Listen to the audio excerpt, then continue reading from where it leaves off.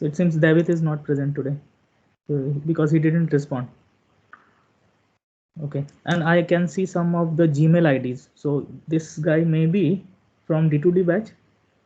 So I was not expecting you guys to come over here because I told that it's not advisable to attend classes from. That is what we have agreed upon, right? So for D2D classes, I will take separate things. I mean, we all faculties will take separately. So fine. Okay, sir. But I mean, if you come here, you can attend, but yeah, it's not advisable because you will not able to understand. And yeah, it was in the beginning, it was my fault, you can say. I mean, we didn't coordinate properly. Okay, anyways.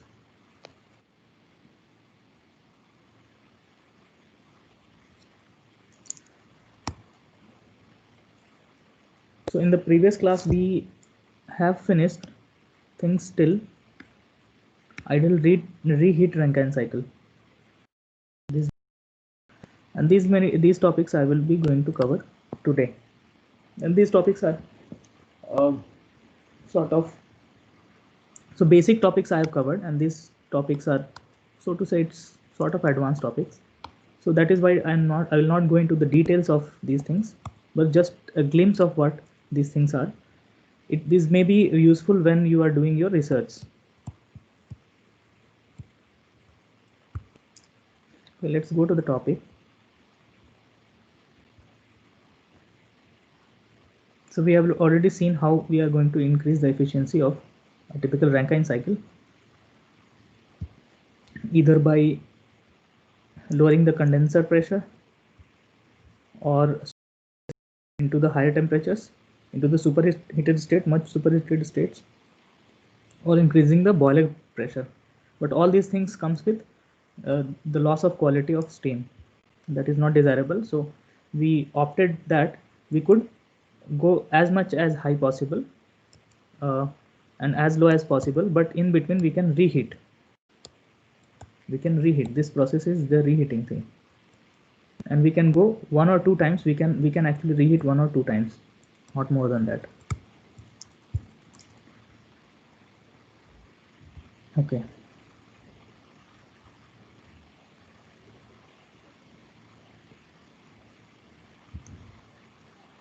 This is a question, but we will not take that question. So today I'm going to discuss about ideal there is something called regenerative Rankine cycle.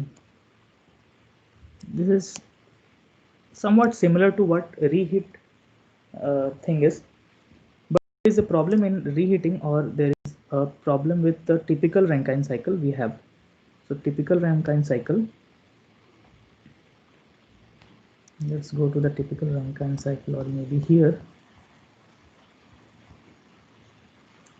Okay, so this is your typical Rankine cycle from 1 to 2, 2 to okay, this is your intermediate state, 3, 3 to 4, and 4 to 1 again. So we our again to seek the increase in efficiency, I'm still hungry, I'm still greedy to increase my efficiency. Okay, so what else we can do? You can see over here with the heat engines that we discussed yesterday. So this was your heat engine, this is your higher temperature, and this is your lower temperature, and we have seen that if you somehow, this thing should be lower enough and this thing should be higher enough, so you will get as high as possible your efficiency would be. Okay, if your lower temperature would be low and higher temperature would be as high as possible. But we can see even with reheating, you can still, there is a scope of further increase in the average temperature of boiler that the boiler works.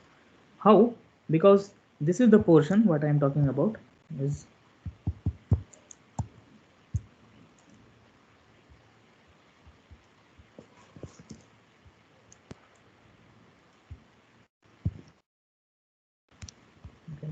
this has been stuck. Fine. So if your graph would be something like this, your thing should be this much thing, and so your heat addition would be as high as possible. But you notice that this portion 2 to 2 is eventually lowering your average temperature, right? Somehow this portion is lowering your the average temperature of heat addition, isn't it? It somehow restricts.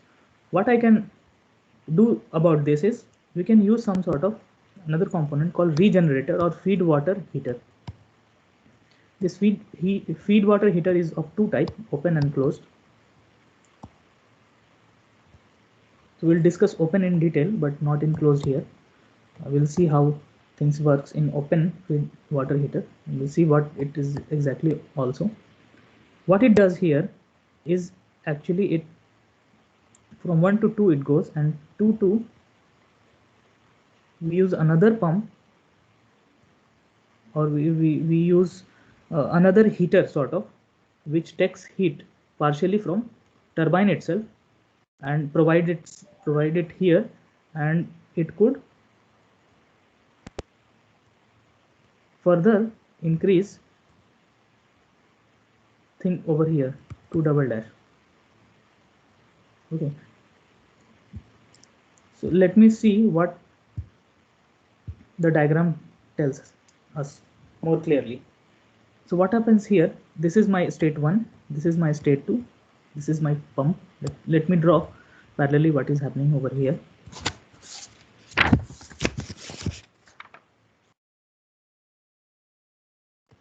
This is your T, this is your S, and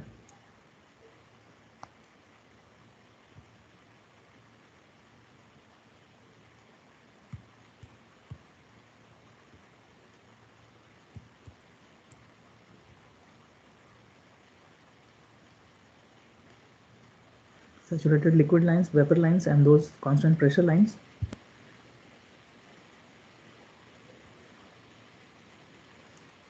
We start from 1, this one, we pump it,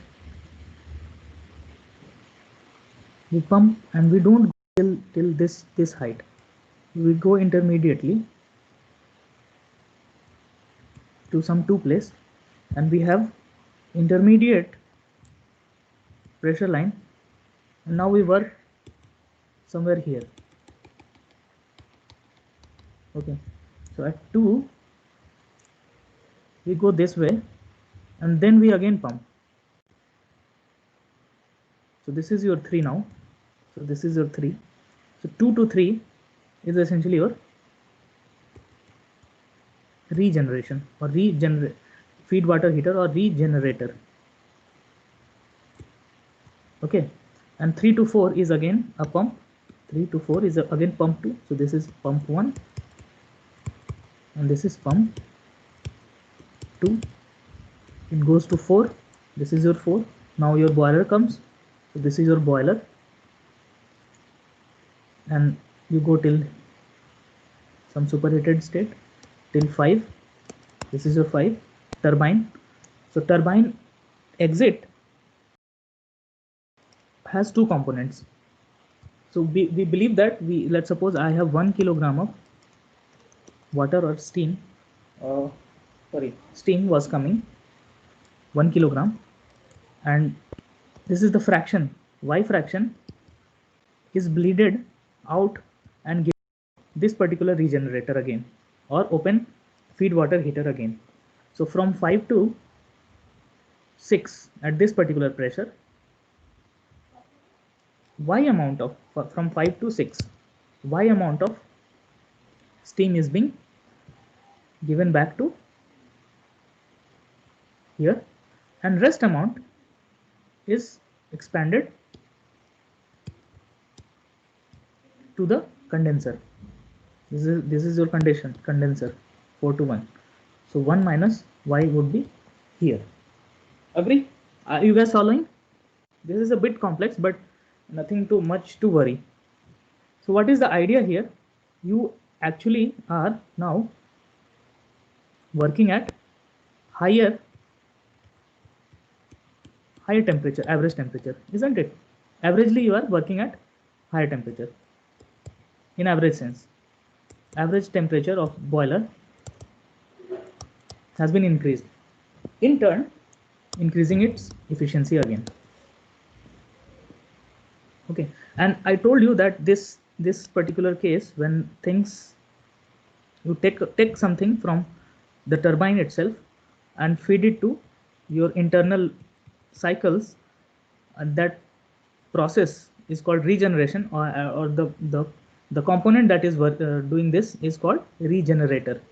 Okay, and so that is why this cycle is called regenerative Rankine cycle.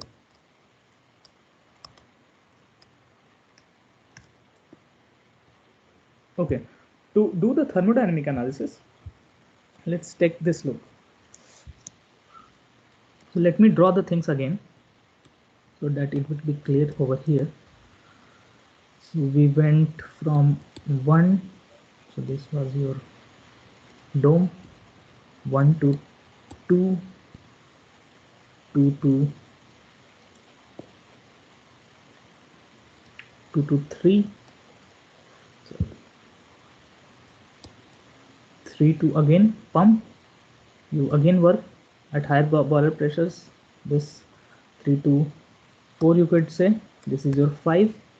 5 again, you jump back to 6 at this particular pressure line. You come back again to 3 of y amount of your steam to feed it here, and rest amount of 1 minus y amount of steam you should expand through the turbine, rest amount. This is your 4. So 1 to 2. Okay, so what are my Q ins? So let me, I want, again interested in the efficiency. So I have to check for Q ins and Q outs. So what are my Q ins? So Q in, one Q in was here. Okay, so Q in is H5 minus H4, which is written over here. What was my Q out? Q out was here. Okay, and Q out is essentially taking 1 minus y fraction, right? 1 minus y fraction of steam. So this 1 minus y times H7 minus H1, H7. Okay, so 4, 5, 6, 7. This is now 7 yours. This is your 7 now. So this is your 5, 6, 7. I'm really sorry. So this is your 7. 7 is over here. So over here. Okay. This is clear, right? You guys are following. 7 and 1 again. So Q out is 1 minus y, and this is 7 minus 1. Okay. Now let me dig out what work turbine out is. So turbine out is, there are 2 turbine outlets. One is going, taking things from here, and one is taking from here, 1 minus y and this. Okay, so y was happening 5 to 6. So 5 to 6 is just, so 5 to 6 is just taking 1 kilogram of thing. So you have to multiply 1 here, and what is rest? Sorry, rest is 1 minus y. So 1 minus y times 6 minus 7. 6 minus 7, this much. So this is how you are going to write the turbine out. Similarly, pump in can also be written. Okay, and where y's are nothing but m dot 6 divided by m dot 5. So y is equal to m dot 6 by m dot 5. So what is your m dot 5? I told I started with 1 kilo. Let's suppose I started with 1 kilogram of steam. So m dot 5 is 1 kilogram per second, so to say, if it is in rate form, and m dot 6 is your y. So yeah, this is the same thing which I have talked about, right? The fraction of steam extracted, and this pump in and pump in 1 and pump in 2 can be written in terms of our well-known formula, that is the specific volume times the change in pressure it is going to jump. So pump 1 is jumping from 1 to 2, so pump 1, and pump 2 is jumping from 3 to 4. Again, here it should be multiplied with 1 minus y pump in, because 1 minus y fraction is here, 1 minus y is here, and y fraction was here, right? So accordingly it was written. So in turn, final n can be written. How can we write the final? So there could be several ways I can put this thing. So n, I can actually tell that W net out divided by Q in. So either I go by Q out minus Q in, or I can also write W turbine out, this particular thing, minus W pump, which is actually, this is taking this much work, so I should minus that, subtract that, and Q in. So this expressions you should substitute it over here, and this is how you are going to get your efficiency for regenerative type Rankine cycle. Okay, so one thing you should notice here is I have written this is open feed water heater. So what does this open feed water means? It means this you are going to expand this y. The steam you are going to take away from here, you put it into the feed in some component, and you are going to add it in open channel manner through this pumped fluid here, and these are going to mix each other, and then you are going to take this out thing, all these things here. So it is kind of working in open fashion, whereas there are modifications based on the nature of the closed and open thing here. So closed feed water heaters are also there, which is here. So this is not going to mix up explicitly, but they are going to be exchanging the heat, or exchanging the heat by not mixing with each other. So these are going to be wrapped over here in some sense, and then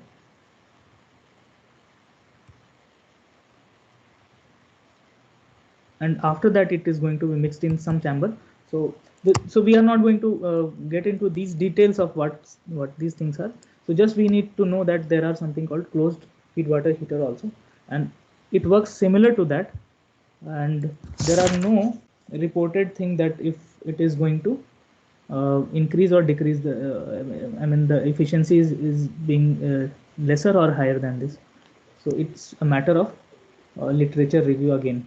So, and I'm not going to into the details of closed water heater. I just have had a glimpse of this. This could also be there.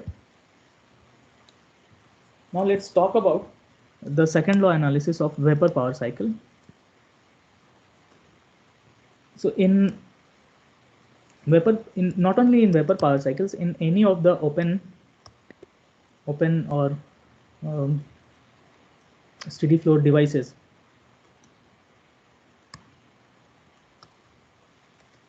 if it is working in some cycle, we are generally interested in where the exergy is being destroyed most.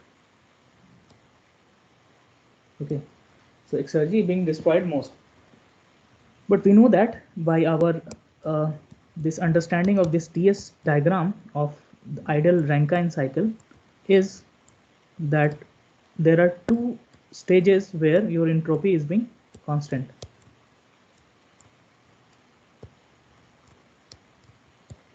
So this is 1 to 2 and 3 to 4. So I know that ideally the entropy is constant over here, so there is no exergy destruction over here. So there are no, so if there are no entropy changes, so that is why no exergy destruction over here in process 1 to 2 and 3 to 4. But yes, there are exergy destructions that are inevitable from 2 to 3 and from 1 to 4. And this is why we are interested to look into. Why? Because by analyzing this, we may design our boilers and condensers in such a way that exergy destruction should be least. That should be our that is the idea of doing the second law analysis of this Vapor power cycle. Okay, so in general, the exergy destruction is defined as, we have already seen in our previous chapters, that this is nothing but T naught times S dot generation if it is rate form. Okay, this generation is nothing but S out minus S in times T naught. Okay, and this T naught times, so out, whatever outs that are you are getting is m dot s if the thing is open system. If it is a closed system, this wouldn't be here. Or okay, but yeah, partially, I mean from 1 to 2, obviously this from boiler something is coming in and coming out. So yeah, this some out and some in will be here, depending upon the states you are considering in. Okay, and this thing is crucial, these two things. So we also know that something is coming in, something is coming out, and there is a heat, sorry, the entropy generation due to the heat that is interacting through the boundaries. And this is how your entropy is given if q amount of heat is crossing through the boundary with temperature T. So this is how you write your entropy generations, right? So in unit mass basis, I can also write this in this form. If there are only one stream, one stream is coming in and one is out. So one exit, one inlet. I mean, this is your out, the condenser, and this is your boiler. Boiler temperature, boiler heat that is coming, condenser temperature, and the heat that is being taken out. And these are the respective entropies associated with the states 2, 3, or 1, 4. Okay, we will take up one quick example that then this will be clear. Determine the exergy destruction associated with the Rankine cycle processes as well as cycle discussed in this, assuming that the heat transfer to the steam in the furnace has, so this is given 1060 Kelvin. This is the temperature, and the heat is rejected to the cooling medium at itna K and itna kilopascal. Also determine the exergy of the steam leaving the turbine. This is what we have to calculate.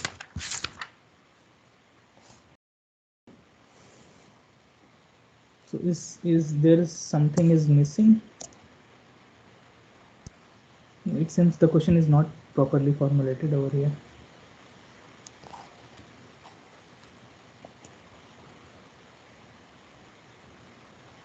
Okay, so we have to take other things from example like 10.1.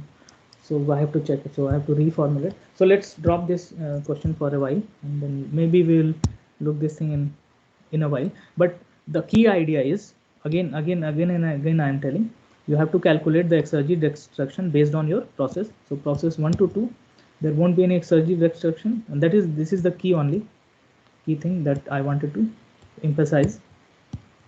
So 1 to 2 and 3 to 4 will not have any exergy destruction. So exergy destruction will have here and here only, and that will amount your things here.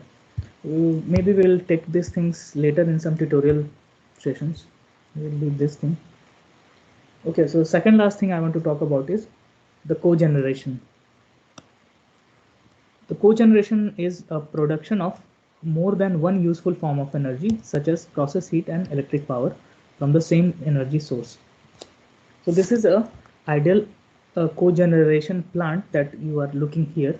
So this is again a typical Rankine cycle, except that it does not have, ideally it does not have condenser. So condenser, what condenser does is it throws out heat in low quality into some river or atmosphere, you cannot do anything about it.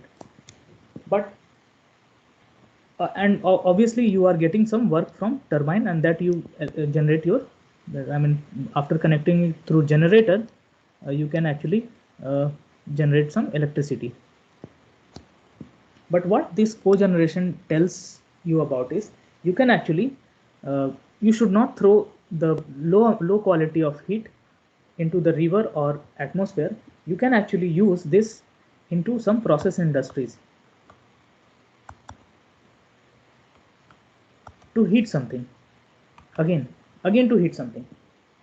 It could be anything. It could be such as in your food industry, you want to heat things till some let's suppose some 35 degrees C or 40 degrees C. You want to keep things maintained at some degree C.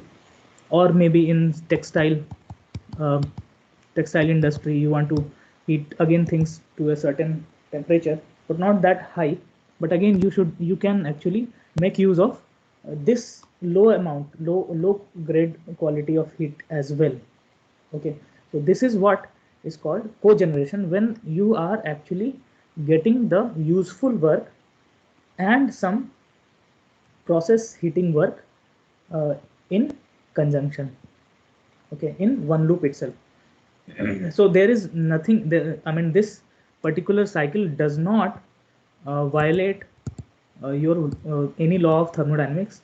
So even if you are supplying some 120 kilowatt of power to the boiler to heat up the steam, you will get, let's suppose, 20 kilowatt of electricity from turbine. You can actually 100 kilowatt of heat or power, you can actually think it to feed to the process industry. Okay, so it's kind of waste heat management. Obviously this heat cannot be used for electricity generation, but yes, it can be used to actually in the cold countries, what these guys do, not in our India or hot climate countries, in cold countries also they need, I mean, since the overall environment is cool enough, so they, apart from this electricity generation, what this process heater does, it has a channelized pipe which goes into all the homes, and actually it will heat up your showering water, or maybe some, for boiling use or something. Okay, they are actually using. So this kind of To heating add, is used as in district heating also. It is also called excuse district me, sir. heating. Huh. Sir, that this concept is used in even cruise ships, sir.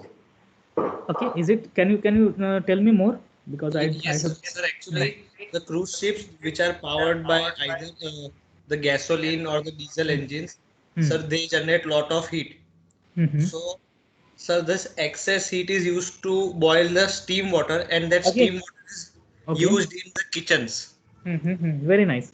Mm-hmm. to keep the food warm and to even for direct cooking also, sir, because the steam's temperature is quite high, sir. Quite high. Okay.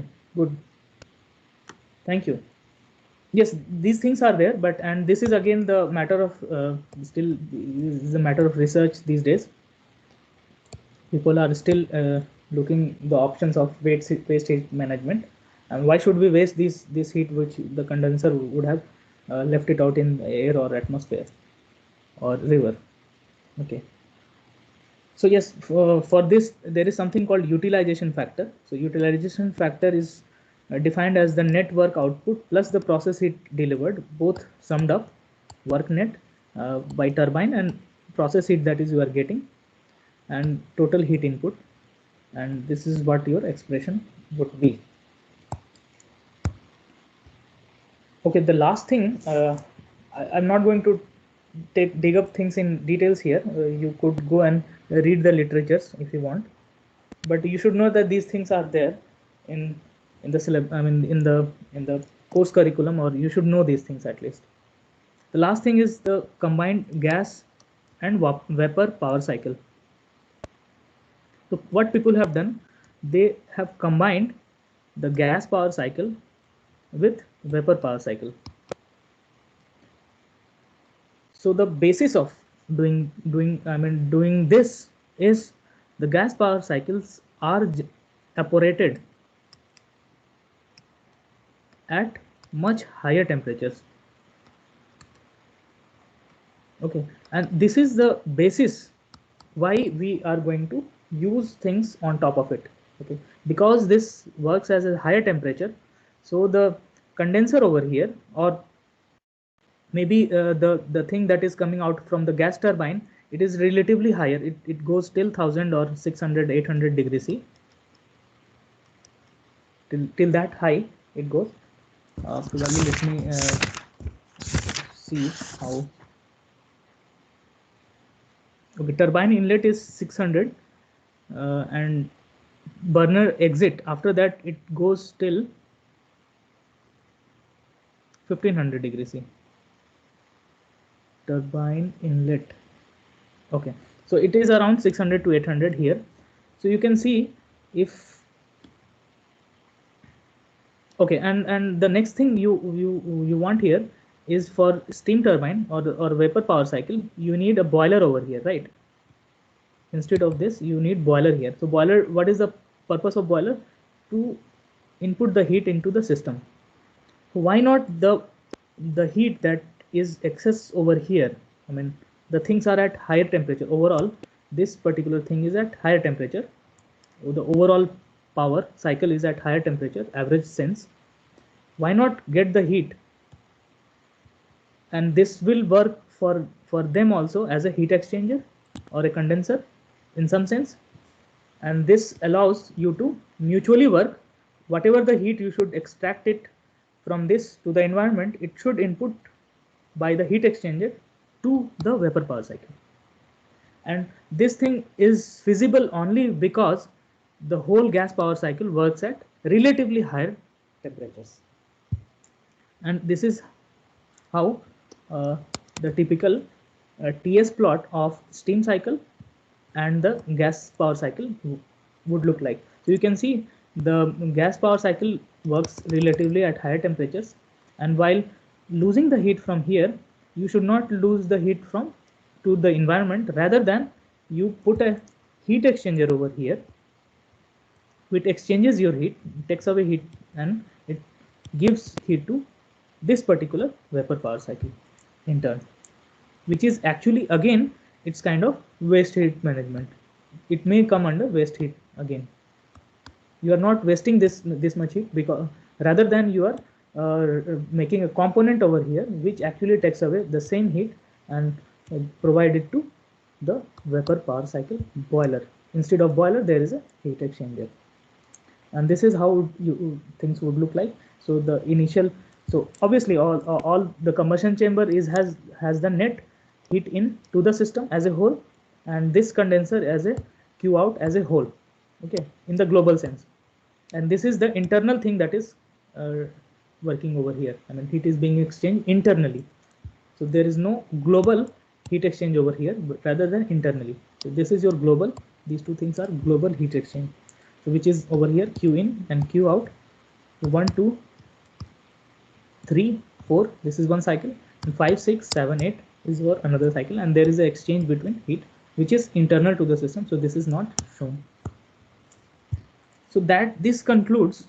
So this also, the thermodynamic analysis, it is a bit of your interest. If you want to read things, and you want to go and you can read it, but in this basic course of thermodynamics, we should not go things till this level. Okay, it's up to your interest. So the next topic that I'm going to talk about is in the next class is whenever it opens, our college reopens, refrigeration